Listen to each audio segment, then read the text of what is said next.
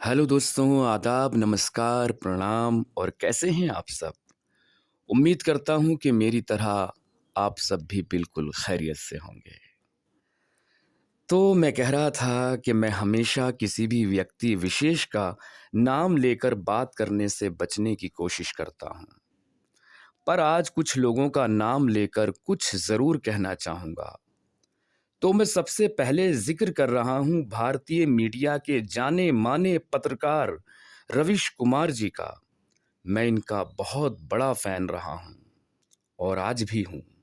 इनकी काबिलियत, इनके अंदाज़े बयां का कोई तोड़ नहीं है। बिल्कुल लाजवाब शख्सियत हैं ये। और ज़ाहिर है कि जब किसी का इतना बड़ा रुतबा बनता है, तो उसमें कुछ ना कुछ तो एक्स्ट्रा होता ही है।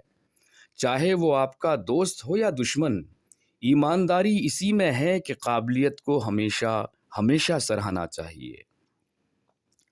लेकिन यहाँ रवीश कुमार जी से मेरी एक शिकायत है कि आप आजकल एक ही साइड का क्यों देख पा रहे हैं। मैं एक्स मुस्लिम इमरोज़ आलम जानता हूँ कि इस वक्त कई जगह पर मुसलमानों के साथ गलत हो रहा है। पर क्यों हो रहा है? रवीश सर कभी इस तहकीक में भी जाइए। इन्होंने जो फसल बोई थी, आज उसी को काट रहे हैं। दो चार छोटे छोटे उदाहरण से अपनी बात को आगे बढ़ाना चाहूँगा कि आज मस्जिदों से लाउडस्पीकर उतरते हुए तो सब देख रहे हैं। पर क्या वो वाकया भूल गए जब सिंगर सोनू निगम जी ने अजान की तेज आवाज़ पर एतराज़ जताते हुए ट्वीट किया था, तो क्या उस वक्त किसी भी मुसलमान ने ये बोला कि वॉल्यूम थोड़ा कम कर दो यार, जिससे किसी को दिक्कत ना हो। और बताऊं कि मेरे घर के पास में एक मंदिर है, और मंदिर भी ऐसा जिसके लिए जगह भी मेरे मरहूम दादा मोहतरम ने दी थी। लेकिन कई साल तक उसमें इतनी तेज आवाज से भजन बजते थे कि हमारे कान बहरे से होने लगे थे। अब अगर मैं अपनी शिकायत, अपनी दिक्कत को लेकर कुछ कहूं, तो क्या मैं भजन विरोधी हो गया? इसी तरह सोनू निगम जी ने भी शिकायत की थी, पर उस वक्त के मुसलमानों का क्या रिएक्शन था, वो आप खुद देख लीजिए। कोरोना काल के दौरान वो दुबई में फंस गए तो उनके ट्वीट पर इतने रीट्वीट किए गए कि किसी भी तरह दुबई की सरकार तक बात पहुंच जाए और सोनू निगम को कोई सज़ा दे दे। उन्होंने उस वक्त डर की वजह से अपना वो ट्वीट भी डिलीट कर दिया था।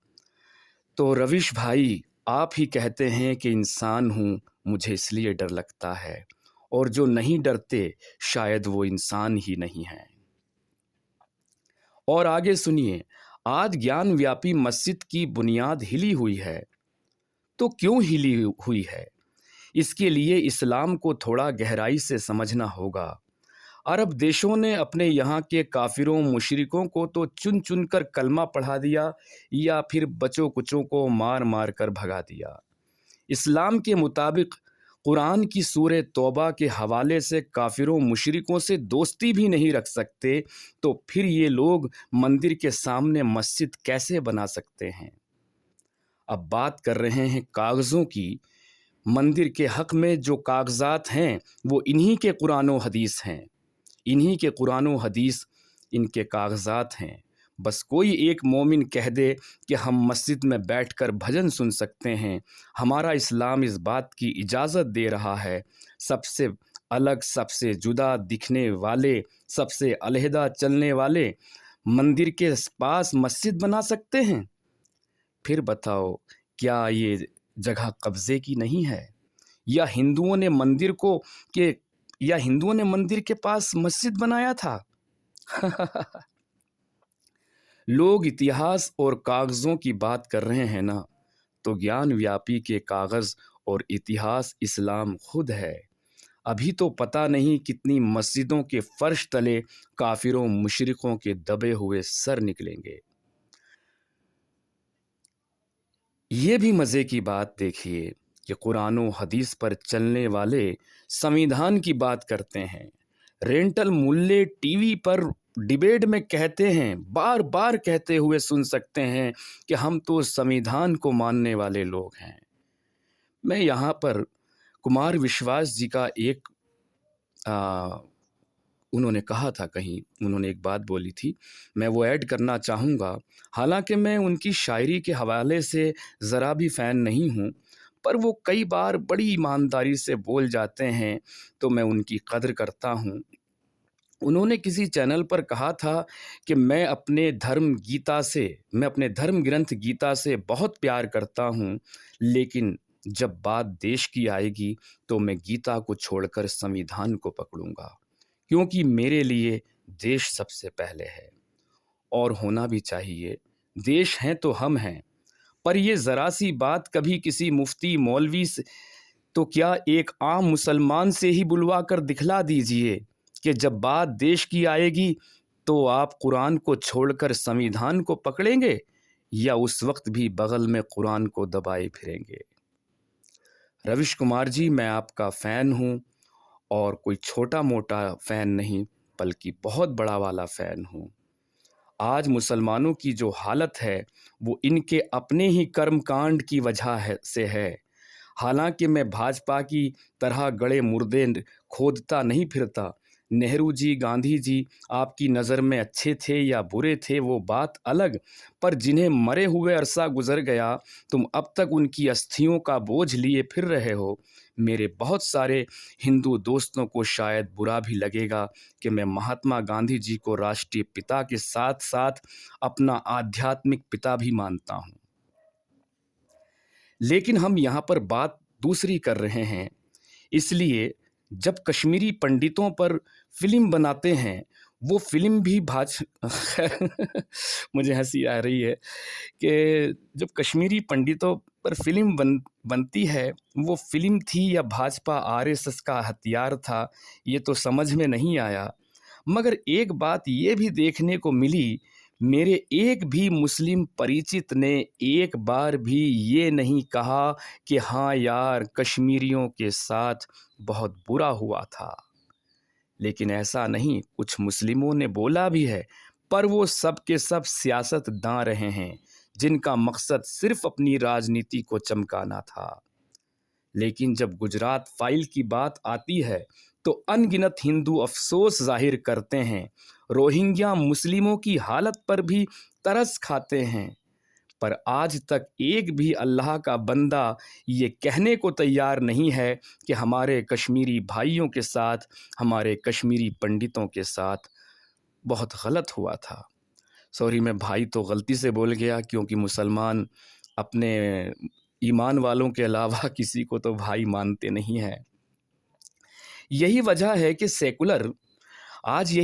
کہ سیکولر اور لبرل جیسے پاک پوتر خوبصورت لفظ سے ہندوؤں کو اتنی نفرت ہوتی جا رہی ہے، کیونکہ مسلمانوں کو دوسروں سے چاہیے کہ یہ لبرل، یہ سیکولر ہو جائیں، پر جب ان کی بات آئے گی تو یہ کہتے ملیں گے کہ ہم تو سب سے الگ ہیں، اور اگر کہیں جھکتے ہوئے دکھتے ہیں تو اس میں بھی ان کی سیاست دیکھیے کہ ان کے اللہ کے رسول کی حدیث ہے، میری بات مت سمجھ لینا، انہی کے محمد صاحب نے کہا ہے اس حدیث کو انہی کے محمد صاحب نے کہا ہے کہ جب تم تعداد میں کم ہو تو حوروں کی ریشمی زلفوں کی طرح نرم ملائم بن کر رہو، اور جیسے ہی وجود میں آ جاؤ تو سب کا وجود مٹا دو، سب کا جینا حرام کر دو۔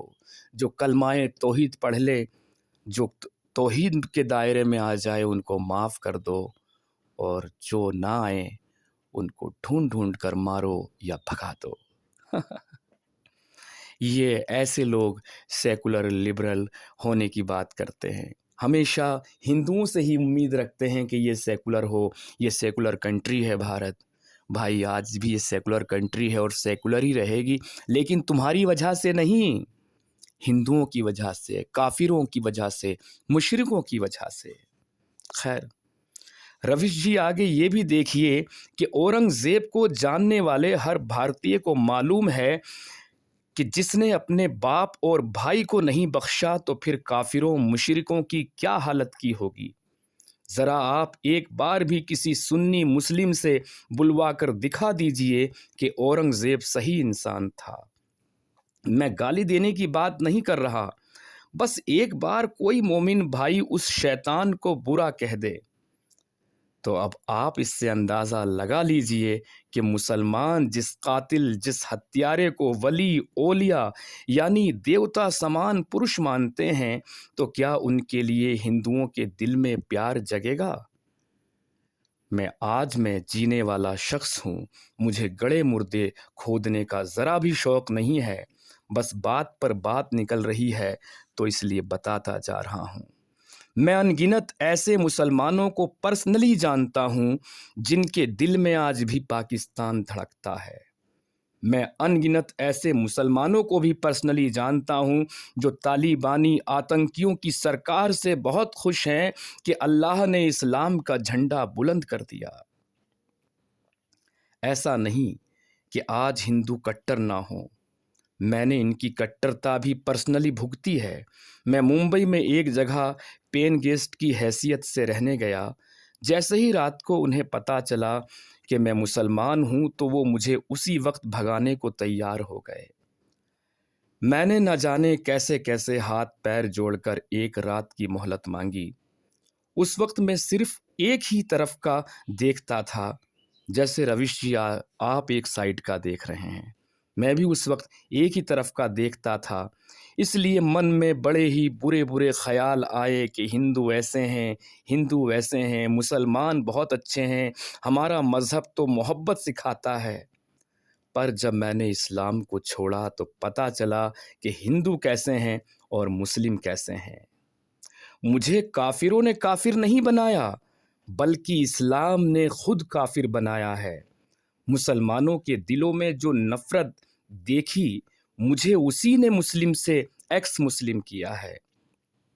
ان بیچاروں نے تو بس مجھے اپنے گھر سے ہی نکالا تھا، جو کہ انہی کا گھر تھا، ہاں، لیکن انہوں نے تو ان کے گھروں میں گھس گھس کر ان کو نکالا ہے۔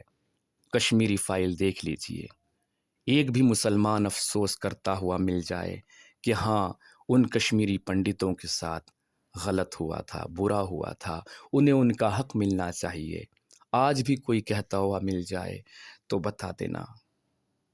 اور بتا دوں کہ میں بھاجپا کا ذرا بھی سپورٹر نہیں ہوں، مجھے RSS سے رتی برابر بھی ہمدردی نہیں ہے، بلکہ میں ان کا بہت گھور ویرودھی ہوں اور بڑا ہی گھور ویرودھی ہوں۔ پر جب پورے حق اور ایمان سے سوچتا ہوں تو سامنے آتا ہے کہ RSS کے جنم داتا تو خود مسلمان ہیں۔ بھاجپا بیچاری کچھ بھی نہیں کر رہی، بس مومنوں نے جو فصل بوئی تھی اسی کو بیٹھی کھاد پانی دے رہی ہے۔ اگر مسلمان چلائیں گے نہیں تو ہندو اکٹھا کس طرح ہوں گے؟ اور میں کانگریس سے بھی کہنا چاہوں گا کہ وہ بھاجپا کو ہرانا چھوڑ کر اپنے مسلم ووٹرز پر تھوڑا کام کر لے۔ کل کے کل بھاجپا RSS کی ہندو مسلم راجنیتی ختم ہو جائے گی۔ بس اتنا سا کرنا ہوگا کہ سارے مولانا ایک جٹ ہو کر اعلان کر دیں کہ آج جمعے کی نماز میں سبھی مومن بھگوا ٹوپی پہن کر آئیں گے۔ اس سے ایسا نہیں کہ آپ کی نماز نہیں ہوگی۔ اسلام میں ایسا کہیں بھی نہیں لکھا کہ بھگوا رنگ کوئی برا رنگ ہے۔ پھر اس کے بعد لوگ بس اتنا کریں، یہ مسلم لوگ، پھر اس کے بعد یہ مسلم لوگ اتنا کریں کہ بتاؤ کہاں جا کر کس ٹیلے پہ چڑھ کر جے شری رام بولنا ہے۔ میرا دعویٰ ہے کہ ہندوؤں کی کٹرتا اسی وقت ختم ہو جائے گی۔ اگر یہ ہمیشہ ایسے ہی بنے رہیں تو مسلمانوں کو ان سے اتنا پیار، اتنی محبت، اتنی ہمدردی ملے گی کہ مسلمان سوچ بھی نہیں سکتے، کیونکہ مسلمان صرف محبت کی بات کرتے ہیں۔ محبت کیا ہوتی ہے یہ کافروں مشرکوں سے سیکھنا پڑے گا انہیں۔ جس دن انہیں کافروں سے، مشرکوں سے محبت ہوگی تو اس دن جان پائیں گے کہ محبت کیا ہے، کیونکہ بدلے میں جو ان کو محبت ملنے والی ہے وہ بے پناہ ہے۔ پر سوال اٹھتا ہے، کیا مسلمان ایسا کر پائیں گے؟ اسلام کے مطابق یاد رکھیں، میرے نہیں، اسلام کے مطابق کافروں مشرکوں کی نقل کرنے والا بھی جہنم میں جائے گا۔ اب سوچئے رویش کمار جی، جس قوم کو غیر اسلامک لوگوں سے اتنی نفرت ہے تو ان کے ساتھ کچھ برا ہو رہا ہے؟ کیا ان کے ساتھ کچھ غلط ہو رہا ہے؟ بلکہ یہ کہوں گا کہ اگر ہندو ان کے مقابلے آدھے بھی کٹر ہو جائیں تو بھارت میں مسلمان تو کیا، مسلمان کا بچہ بھی نہیں رہ پائے گا۔ اس لیے ابھی بھی وقت ہے میرے پیارے پیارے مسلمان بھائیوں، بہنوں اور بہنوئیوں کو سمجھ لیجئے، قرآن کو جان لیجئے، یہ کتاب تمہاری ترقی نہیں بلکہ تمہاری تباہی ہے۔ اگر تم آج برباد ہو تو صرف اور صرف اسلام کی وجہ سے ہو۔ یہ مذہب، یہ بات میں کہتے کہتے تھک گیا کہ یہ مذہب اتنا خون کا پیاسا مذہب ہے کہ جہاں اسے قتل کرنے کے لیے کافر اور مشرک نہیں ملتے تو مسلمان ہی مسلمان کا خون پینے لگتا ہے۔ دیکھ لیجئے پاکستان، دیکھ لیجئے افغانستان، دیکھ لیجئے سیریا، اور حسن حسین کے ساتھ کیا ہوا، کس طرح سے کلمہ پڑھ پڑھ کر کاٹا گیا۔ اس سے اندازہ لگا لیجئے گھر کا مکھیا یعنی محمد اپنے پیچھے ایک ایسا ماحول، ایک ایسی نفرت چھوڑ کر گیا کہ اس کے چاہنے والے کیا، اس کے خاندان کے لوگوں کو بھی اسی کے چاہنے والوں نے نہیں بخشا۔ میں کسی مذہب کا پرچارک نہیں ہوں، میں ہمیشہ یہ کی بات کہتا ہوں کہ اس مذہب کو چھوڑ دیجئے، آپ چاہے ناستک بن جائیے، بس لوگوں سے محبت کرنے لگیے۔ ان کافروں مشرکوں کے دل میں تمہارے لیے کچھ بغض، کوئی نفرت نہیں ہے۔ اگر آج یہ کٹر دکھ رہے ہیں تو صرف اور صرف تمہاری وجہ سے دکھ رہے ہیں، ایکشن نہیں کر رہے ہیں، ایکشن کا ریئیکشن کر رہے ہیں۔ اور جس دن انہوں نے ایکشن شروع کر دیا تو قسم سے رہ بھی نہیں پاؤ گے، تباہ ہو جاؤ گے۔ بس اتنا ہی کہنا چاہوں گا آج کے لیے، اور دوستوں، جے ہند، جے بھارت، ہم سب اچھے سرکشت رہیں۔ اوپر والا کوئی بھی سرو شکتیمان ہے تو ان مسلمانوں کو تھوڑی سی عقل دے، یہی دعا کرتا ہوں۔ بہت بہت شکریہ۔